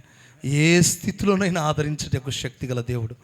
ఈ అరణ్యం ఎందుకు పెట్టాడు అంటే అందరి ప్రేమను తొలగించి యేసయ్య ప్రేమ రుచి చూపించడానికే ఈ అరణ్య మార్గం గుండా తీసుకెళ్ళాడు. ఆమేన్. కొన్నిసార్లు ఏం చేస్తాడు తెలుసా? మనం కొన్నిసార్లు గర్వంగా బిహేవ్ చేస్తాం, గర్వంగా మాట్లాడతాం, పొగరు పట్టిన మాటలు అంటారు కదా, పొగరు మాటలు ఎక్కువ వస్తుంటాయి. దేవుడు ఏం చేస్తాడంటే మన మాటలను కత్తిరించడానికి కూడా దేవుడు అరణ్యానికి తీసుకొస్తాడు. ఆమేన్. మన బడాయి మాటలన్నిటినీ దేవుడు ఏం చేస్తాడు? అరణ్యంలో చెప్పండి, ఏం చేస్తాడు? కత్తిరించి మన స్థితి ఏంటో మనకు తెలియ, అరే బాబు నీ రేంజ్ ఇది కాదు, ఇది కాదని దేవుడు మనల్ని అనర్చటానికి దేవుడు అరణ్యానికి తీసుకొస్తాడట. ఆమేన్. హాగరు ఉన్నట్లుగా ఉండొచ్చుగా, అణిగి ఉండొచ్చు కదా. యజమానురాలని ఏం చేసింది? యజమానురాలను నీచురాలుగా చూస్తుందంట. నువ్వా గొడ్రాలువి, నువ్వా అని. ఈమె స్థితి ఏంటి? కొంతమంది స్థితి మర్చిపోతారు. వాళ్ళు ఏ స్థితిలో నుంచి వచ్చారు, ఎక్కడి నుంచి వచ్చారు, వాళ్ళ వాళ్ళ వాళ్ళ స్థితి ఎక్కడి నుంచి వాళ్ళు పట్టబడ్డారు, ఏ స్థితిలో నుంచి వచ్చారో అది మర్చిపోతారు. హాగరు తన స్థితిని మర్చిపోయి యజమానురాలను ఇష్టం వచ్చినట్లు నువ్వు ఎవరిని బట్టి నీ స్థితి మారింది, ఎవరిని బట్టి నువ్వు బ్రతుకుతున్నావు. అలాంటిది నువ్వు యజమానురాలను ఎలా చూస్తున్నావు? నీచమైన దానిగా చూస్తావా? దేవుడు ఏం చేశాడు తెలుసా? ఇట్లా కాదని అరణ్యానికి తీసుకొచ్చాడు. ఆమేన్. అక్కడ ఏడుపు స్టార్ట్ చేశాడు. అక్కడ ఏడుపు ఎవరు? ఇస్మాయిలు ఏడుస్తున్నాడు. అయ్యా అయ్యా, పరిస్థితి దారుణం, ఎక్కడికి వెళ్ళాలో తెలియదు, ఏం చేయాలో తెలియదు. అప్పుడు దేవుడు దిగొచ్చి, హాగరు ఎక్కడి నుంచి వచ్చావు? నా యజమానురాలి దగ్గర నుంచి. మరి ఇప్పుడు ఎక్కడికి వెళ్దాం అనుకున్నావు? తెలీదు. మరి ఎక్కడికి వెళ్తావు? నాకు తెలియదయ్యా. మర్యాదగా నీ యజమానురాలి చేతి కింద అణిగి ఉండు. ఏమను? అణిగి ఉండు, ఎక్స్ట్రాలు చేయకు, యజమాని కింద అణిగి ఉండు. చప్పట్లు కొట్టు గట్టిగా. స్తోత్రం కలుగును గాక. ఎవరిని బట్టి రక్షించబడ్డావో, ఎవరిని బట్టి దేవుని సన్నిధిలో ఉన్నావో, ఎవరిని బట్టి మందిరంలో బ్రతుకుతున్నావో, ఎవరిని బట్టి, ఏ యజమానిని బట్టి, ఏ సేవకుని బట్టి, ఏ కాపురిని బట్టి, ఏ నాయకుని బట్టి నువ్వు సజీవంగా ఉన్నావో, కృప పొందుకొని ఉన్నావో, ఆశీర్వదించబడ్డావో, ఆ ఆశీర్వాదాన్ని మర్చిపోవద్దు. ఎవరిని బట్టి నీ కుటుంబం క్షేమంగా ఉంది, ఎవరిని బట్టి నీ ఆత్మీయత క్షేమంగా ఉంది, ఎవరిని బట్టి నీ ప్రతిష్ట క్షేమంగా ఉంది, ఎవరిని బట్టి నువ్వు జీవంగల దేవుని మందిరంలో బ్రతుకుతున్నావో, ఆ బ్రతుకును మర్చిపోవద్దు. ఒకవేళ మర్చిపోతే నా దేవుడు నిన్ను అణచడానికి అరణ్యంలోనికి తీసుకొచ్చి అక్కడ అణుస్తాడు. అనిస్తే నీకున్న ఆ మాటలు, ఆ పొగరు మాటలు, గర్వపు మాటలు, బడాయి మాటలన్నీ తొలగిపోయి అణిగి ఉండేటట్టుగా అరణ్యం చేస్తుంది. కొట్ట చప్పట్లు గట్టిగా. స్తోత్రం కలుగును గాక. అరణ్యములో ఏమవుతావంటే అణుగుతావు, నువ్వు కొంచెం కంట్రోల్లోకి వస్తావు. కొన్నిసార్లు కొంతమందికి ఇష్టం వచ్చినట్లుగా మాట్లాడే నోరు ఉంటుంది, వాళ్ళను దేవుడు కంట్రోల్లో పెడతాడు. ఆమేన్. అదుపు లేని మాటలు ఏం చేస్తాడు? కంట్రోల్లోకి తీసుకొస్తాడు. మేము కంట్రోల్లో పెట్టాం. దేవుడు ఒక దెబ్బ కొడితే, అయ్యగారండి సారీ, ఏంటి అయ్యగారు ఏంది భార్య ఇచ్చిపోతున్నాడు, ఏంటంట అంటే అలా చేస్తాడు. దేవునికి స్తోత్రం కలుగును గాక. ఏంటి బాబు ఏం చెప్పు, అయ్యా అనిచ్చి పెడతాడు. దేవునికి స్తోత్రం కలుగును గాక. ఎగిరే వాళ్ళందరూ అణుగుతారు. ఆమేన్. ఓ ముందని ఎగరకండి. దేవునికి స్తోత్రం కలుగును గాక. ఎగిరితే దేవుడు ఎంత ఎత్తెగిరేవో చెప్పండి, అంతే కిందికి చేస్తాడు. జాగ్రత్త. హల్లెలూయా. కొంతమంది ఎగురుతూ ఉంటారు. కొంతమందికి లెక్క ఉండదు. సీనియర్లు అంటే పెద్దవాళ్ళు అంటే కనపడే సీనియర్లకు లెక్క ఉండదు. జూనియర్లకు ఏందక్క నువ్వు ఏంది పెద్ద, నువ్వు వచ్చావు నేను వచ్చాను అనుగు, ఆశీర్వదించబడతావు. స్తోత్రం కలుగును గాక. నువ్వు పిలువబడ్డావు, నేను పిలువబడ్డా. ఏందంట నీ సీనియారిటీ కాదు. అసలు ఆమె సేవకు వచ్చినప్పుడు నువ్వు పుట్టలేదు. ఆమేన్. హల్లెలూయా. ఏంది బ్రదర్ బాగా ఎక్కువ చేస్తున్నావు నువ్వు అనుగు. ఆమెన్ చెప్పు గట్టిగా. సేవకు వచ్చినప్పుడు పిల్లలు మీరు, స్తోత్రం కలుగును గాక. హల్లెలూయా. అనుగు, అనొచ్చు. దేవుడు అనుస్తాడు. అప్పుడు మరి పాస్టర్ గారు రండి. హల్లెలూయా. పెద్దలంటే కొంతమందికి భయం ఉండదు, అణిగి ఉండండి. తల్లిదండ్రులు అంటే భయం. ఏంది అవ్వ చెప్పు ఏంది అంటారు తల్లిదండ్రులను పట్టుకొని. ఎలా మాట్లాడతావు? మీ తల్లిదండ్రులు అలాగని మాట్లాడేది. ఎంత రెస్పెక్ట్ ఇవ్వాలి? మీకంటే పెద్దవాళ్ళకి ఎంత అణిగిన వాడివై ఉండాలి. ఇవన్నీ మర్చిపోతారా? అరణ్యంలోనికి తీసుకొస్తాడు. జాగ్రత్త. ఆమేన్. నీకు మాట చెప్పన్నా, నేను ఈ అరణ్యంలో నడవను, నాకు వద్దన్న వాళ్ళు హల్లెలూయా చెప్పండి. సరే వద్దన్న వాళ్ళు చెప్తారు లోపల, ఎందుకు ఈ బాధలు మాకెందుకంటే. ఇంకోటి గుర్తుపెట్టుకో, ప్రకటన గ్రంథం 12లో ఒక అరణ్యం ఉంది. ప్రకటన గ్రంథం 12లో ఒక అరణ్యం ఉంది. ఆ అరణ్యం ఏంటో తెలుసా? విడవబడిన సంఘానికి దేవుడిచ్చే అరణ్యం, భయంకరమైన శ్రమలు పడే అరణ్యం. ఆ అరణ్యం కావాలా? దేవుడు నడిపే ఈ మార్గము గుండా, ఈ అరణ్యము గుండా వెళ్తూ సియోనుకు చేరుకోవాలా? శ్రమలతో కూడిన అరణ్యం ఒకటి ఉంది, పరిశుద్ధపరచడానికి, కృప పొందుకోవడానికి, ఆశీర్వదించబడ్డానికి, పరీక్షించబడ్డానికి లోయైన ఎత్తైన పరిస్థితులు ఏవైనా నిలిచి ఉండి ప్రభును స్తుతిస్తూ కానాను చేరే అరణ్యం ఒకటి ఉంది, శ్రమల పాలై విడవబడే అరణ్యం ఒకటి ఉంది. ఏ అరణ్యం నీకు కావాలి? వద్దయ్యా, నీవు నడిపిన అరణ్యమే మాకు కావాలి. అది కష్టమైన, నష్టమైన, వ్యాధైన, బాధైన, శోధనైన, ఉపద్రవమైన ఏదైనా పర్లేదు, నీకు అప్పగించుకుంటాం, నిన్ను ప్రేమిస్తాం, నీతో స్నేహిస్తాం. ఈ అరణ్య మార్గంలో నిన్ను విడువక నీతో కలిసి నడుస్తాం. మేము సియోనుకు చేరుకుంటాం, కానానుకు చేరుకుంటాం, ఆ సన్నిధిలో మేము కనబడతామయ్యా. మాకు అరణ్యంలో మాకు తోడై ఉండున్నాను చాలు. ఆమేన్. అట్టి కృపతో దేవుడు మనం నింపును కాక. మోకరించండి, ప్రార్థన చేసుకుందాం. Praise the lord. అందరూ కూడా చేతులు పైకెత్తి హల్లెలూయా హల్లెలూయా రాబా షందరా బాబా. అందరూ స్వరమెత్తి, అయ్యా ఈ అరణ్య యాత్రలో షాబహల రవుందరా షెఖే థరరాబా. రెండు చేతులు పైకెత్తి అయ్యా, నీ మీద ఆనుకుని నీ మార్గంలో నడుచుటకు కృపనివ్వండి ప్రభువా. రెండు చేతులు పైకెత్తి ఆగకుండా స్తోత్రాలు చెప్తూ ఉండండి. దేవుడు మనతో మాట్లాడిన ప్రతి మాటను బట్టి స్తోత్రాలు చెప్పండి. స్తోత్రం స్తోత్రం స్తోత్రం స్తోత్రం స్తోత్రం స్తోత్రం. అందరూ స్వరమెత్తి, ఓ కృప కృప కృప కృప. అందరూ స్వరమెత్తి దేవుడు మనతో మాట్లాడినందుకు స్తోత్రాలు చెబుతూ ఉన్నాడు. ఈ అరణ్య మార్గంలో తోడై ఉన్నందుకు స్తోత్రాలు చెప్పండి. ఈ అరణ్యంలో తోడై ఉన్నందుకు స్తోత్రం చెప్పండి. ఈ గడ్డు కాలంలో, గడ్డు పరిస్థితిలో మనకు తోడై ఉన్నందుకు స్తోత్రాలు చెబుతూ స్తోత్రం స్తోత్రం స్తోత్రం స్తోత్రం.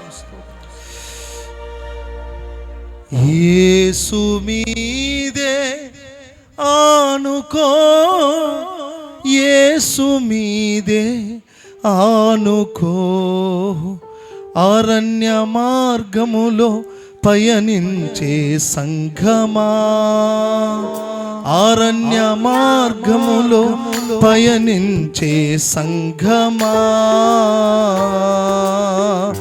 సంఘమా సంఘమా సంఘమా సంఘమా సంఘమా.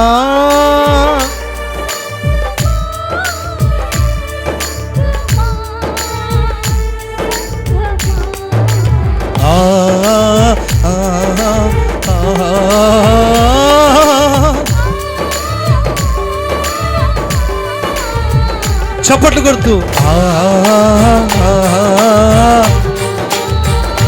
గ్లోరీ.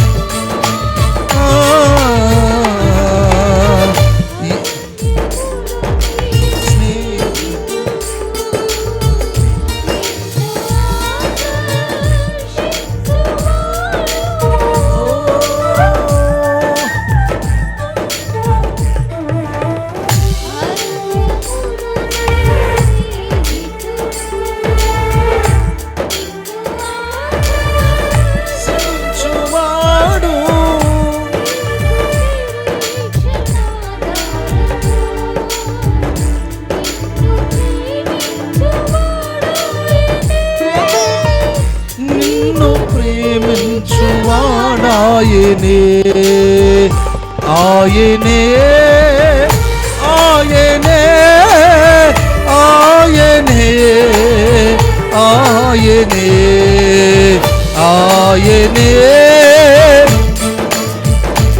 చప్పట్లు. ఆయనే ఆయనే ఆయనే ఆయనే.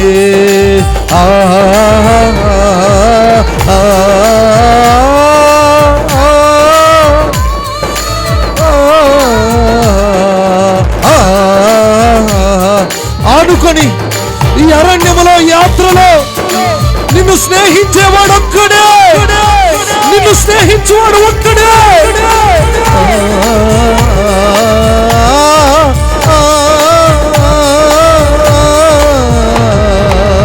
యేసు మీదే ఆనుకో, యేసు మీదే ఆనుకో, యేసు మీదే ఆనుకో. మీదే ఆనుకో ఆనుకో ఆనుకో యేసు మీదే ఆనుకో ఆనుకో ఆనుకో యేసు మీదే ఆనుకో ఆరాధన ఆరాధన ఆరాధన ఆరాధన ఆరాధన ఆరాధన ఆరాధన ఆరాధన ఆరాధన ఆరాధన ఆరాధన ఆరాధన యేసు మీదే యేసు మీదే ఆనుకో సంగమా సంగమా ఆ సంగమా సంగమా సంగమా ఈ అరణ్య యాత్రలో నిన్ను స్నేహించువాడు ఒక్కడే. నీవు ఆరాధిస్తున్న యేసు, నీవు ఆరాధిస్తున్న క్రీస్తు, నిన్ను ఆరాధిస్తున్న దేవుడు మాత్రమే నిన్ను ఆదరించువాడు, నిన్ను బలపరచువాడు, నీకు కృపణించువాడు Yesu. Jesus, thank you master, thank you Lord, thank you Lord. Yesu మీదే ఆనుకో యేసు మీదే ఆనుకో ఆనుకో భయపడబా దిగులు చెందకు. ఒంటరిగానివి ఒంటరిగత్తెవు కావు, నీవు ఒంటరిదానివి కావు సంగమా. నిన్ను నడిపించువాడు, నీ చేతులు పట్టుకొని బలపరచువాడు, నిన్ను విడువని దేవుడు, నిన్ను విడువని దేవుడు, అరణ్యములో తోడై ఉన్నవాడు.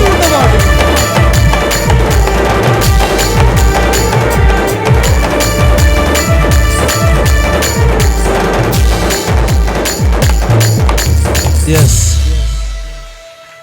నిన్ను విడువని దేవుడు,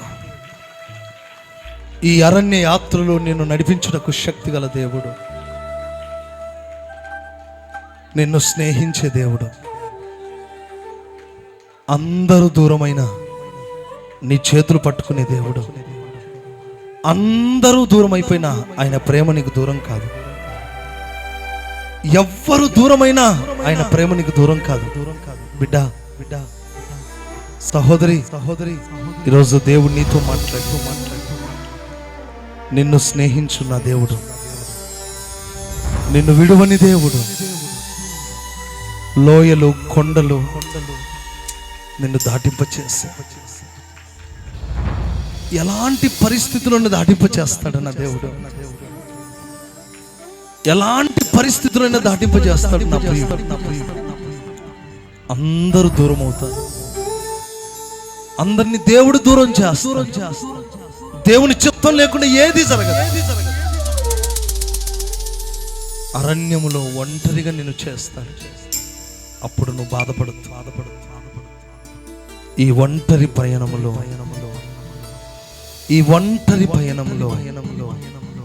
నిన్ను స్నేహించి నిన్ను ఎత్తుకునే ఒక్కడు,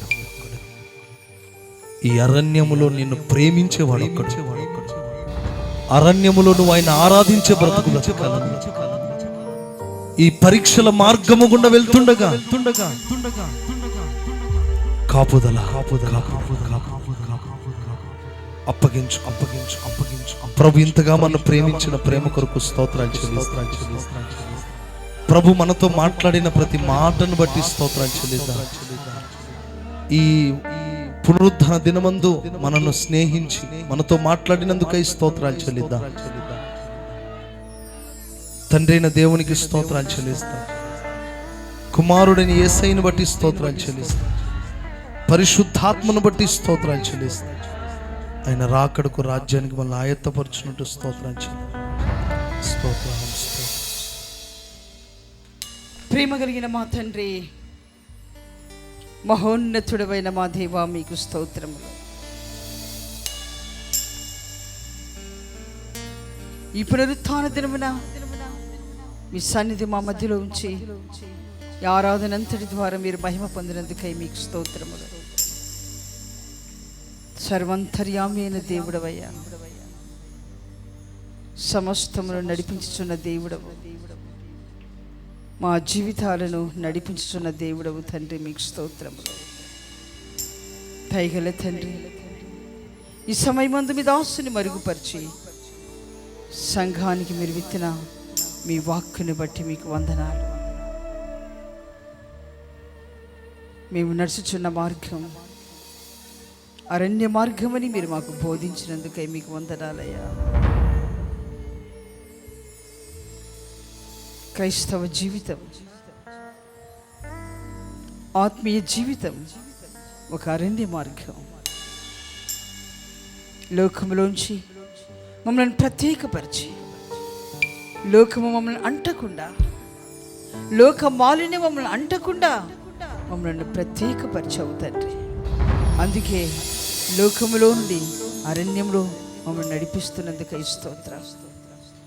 అరణ్య మార్గములో ఎన్ని శోధనలు వచ్చినా, ఎన్ని కష్టాలు వచ్చినా వెను తిరగక ముందుకు సాగుటకు మీ కృప దయచేయండి. మీరెందుకు ఈ అరణ్య మార్గంలో నడిపించావో కూడా మీరు మాట్లాడవు తండ్రి, మీకు వందనాలయ్యా. మిమ్మల్ని ఉత్సవపరచుటకు, మిమ్మల్ని సేవించుటకు అరణ్య మార్గంలో నడిపిస్తున్నానని మీరు మాట్లాడారు. మాకెన్ని కష్టాలు వచ్చినా, ఈ మార్గంలో ఎన్ని ఆటంకాలు ఎదురైనా, అది ఎంత ఇరుకైనా, ఎంత వేదనైనా సరే మీకు ఉత్సవము చేసే మనసు మాకు దయచేయండి. మిమ్మల్ని ఉత్సవపరుస్తూ, మిమ్మల్ని ప్రీతిపరుస్తూ, మిమ్మల్ని ఆనందపరుస్తూ, మిమ్మల్ని ఆరాధిస్తూ ఈ మార్గంలో ముందుకు సాగుటకు మాకు కృప దయచేయండి. పరమ కణానుకు చేర్చుటకు మమ్మల్ని నడిపిస్తున్న మా తండ్రి, మీకు స్తోత్రం. ఆనాడు మీ బిడ్డలను అరణ్య మార్గంలో నడిపించావు, శోధించి వారేమిటో తెలుసుకోవడానికి. ఈనాడు మమ్మల్ని కూడా ఈ మార్గంలో నడిపిస్తున్నావు తండ్రి. మాకు వస్తున్న శోధనలో మేము పడిపోకుండా నిలిచి ఉంటకు మా కృప దయచేయండి. ఎలాంటి పరిస్థితులు మాకు ఎదురైనా సరే మేము మిమ్మల్ని ప్రీతిపరుస్తూ మీకు ప్రియమైన బిడ్డలుగానే ఈ మార్గంలో జీవించాలి. మిమ్మల్ని ఆరాధిస్తూనే ఈ మార్గంలో ముందుకు సాగాలి ప్రభా. అట్టి కృపతో మమ్మల్ని ఒక్కొక్కరిని నింపి మీరు మహిమ పొందండి తండ్రి, మీకు స్తోత్రం నాయన. అరణ్య మార్గము లేకపోతే మేము పరిపూర్ణతలోనికి ఎదగం నాయన. మమ్మల్ని పరిశీలించి పరిశోధించి శుద్ధ సువర్ణములుగా మార్చి మహిమగల రాకడకు సిద్ధపరచుటకే ఈ మార్గములో మమ్మల్ని నడిపిస్తున్నామని గుర్తెరిగి ప్రభా, ఎలాంటి పరిస్థితులు ఎదురైనా ఈ మార్గంలో నిలిచి అంతవరకు నిలిచి ఉండి మిమ్మల్ని ఎదుర్కోవడానికి కృప మాకు దయచేయండి. దయగల తండ్రి, మీకు స్తోత్రములు ప్రభా. విత్తబడే వాక్కు ప్రతి హృదయంలో మీరు ఫలింపచేయండి, నూరంతలుగా ఫలించుట కృప చూపండి. ఎవరిని దాటిపోకుండా సహాయం చేయండి. దయగల తండ్రి, మీకు స్తోత్రము నాయన. మీ సన్నిధిలో కూడిన బిడ్డలందరినీ బట్టి మీకు వందనాలు. ప్రతి ఒక్కరి పరిస్థితి మీకు తెలియను ప్రభా. ఎవరెవరు ఎలాంటి అరణ్య రోదన అనుభవిస్తున్నారో మీకు తెలియను ప్రభా. హృదయాంతరంగములను గుర్తెరిగిన దేవా, మీకు వందనాలు తండ్రి. నిజముగా మీరు ప్రతి ఒక్కరితో మాట్లాడి ప్రతి హృదయంలో తట్టి స్పందింపచేసినందుకే మీకు స్తోత్రం ఆయన. ప్రతి హృదయంలో వేదన, దుఃఖము పెళ్ళుముకున్నట్లుగా మీరు చేశావు తండ్రి, మీకు వందనాలు. ఎందుకు అరణ్య రోదన మీరు మాట్లాడవు ప్రభా. మమ్మల్ని మలుచుటకు, మమ్మల్ని పరిపూర్ణతలోనికి ఎదిగించుటకే ఈ అరణ్య మార్గం అని గుర్తెరిగి అలసిపోక వెనుతిరగక ఈ వేదనలో, ఈ దుఃఖములో, ఈ బాధల్లో మీకు ప్రియముగానే మేము జీవించుటకు మాకు కృప దయచేయండి. మిమ్మల్ని ఉత్సవపరుస్తూనే మేము ముందుకు సాగుటకు సహాయము చేయండి తండ్రి, మీకు వందనాలు. దాసుని మరుగుపరిచి విత్తబడిన ఈ వాక్కులన్నిటిని బట్టి మీకు వందనాలు. ఈ వారంలో జరిగే కోడికలన్నీ మీరు ఆశీర్వదించండి. వారమంతా విశ్వాస కుటుంబాలకు మీ గొప్ప కాపుదలనివ్వండి. తీవ్రమైన ఎండ దెబ్బకి ఎవరు గురి కాకుండా మీ గొప్ప కాపుదలలో భద్రపరిచి మీరు మహిమ పొందండి తండ్రి, మీకు స్తోత్రములు ప్రభా. మీరు త్వరగా రానయ్యుంటున్నారు నాయన. మీరు అక్కడ బహు సమీపంగా ఉంటుండగా మాకు ఏర్పడుతున్న పరీక్షలో అరణ్య మార్గంలో అంతం వరకు మేము నిలిచి ఉండి మహిమగల రాకడకు పరిపూర్ణంగా సిద్ధపడ్డ కృప దయచేయమని యేసు నామమున వేడుకొనుచున్నాము తండ్రి.